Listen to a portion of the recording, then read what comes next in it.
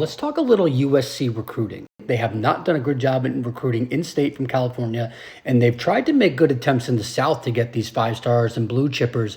They end up committing, but a lot of them have been decommitting. So he hasn't been able to hold on to these guys from the South. And their roster construction has shown, and when we hit these big games, that they're not stacking up against a lot of these teams. They finished the year 7 and 6 and 9th in the Big Ten. That is not good enough for USC, especially under the 3rd year of Lincoln Riley. You have Miller Moss coming in, who had, not high hopes, but thought that he'd be pretty competent. Wasn't expecting him to be Caleb Williams by any stretch, but now he had a year, he was okay, not that great, but he ends up transferring. Like, if you're a quarterback previously, prior to Miller Moss, you are begging to play under Lincoln Riley because he's your ticket to success and to the NFL.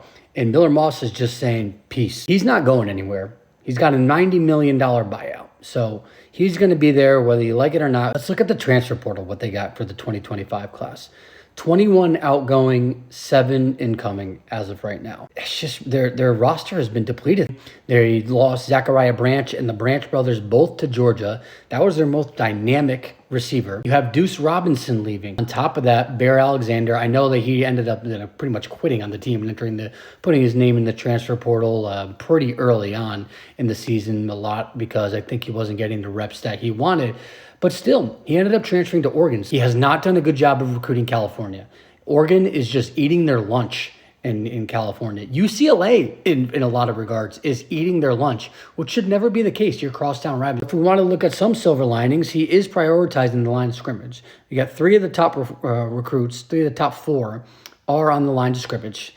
8 of the 22 are on the line of scrimmage. So he is putting some emphasis on the lines of scrimmage. We'll see how that all pans out. He finished 9th this year with a roster and that shouldn't rank 9th in the Big Ten.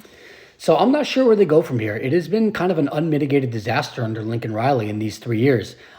I think overall I've been pretty unsatisfied, and that's not a hot take or anything with what Lincoln Riley has done.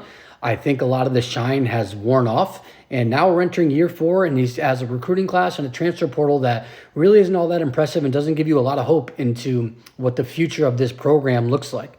So all in all, I'm pretty out on USC right now. Follow BigBodyBallCFB on all socials.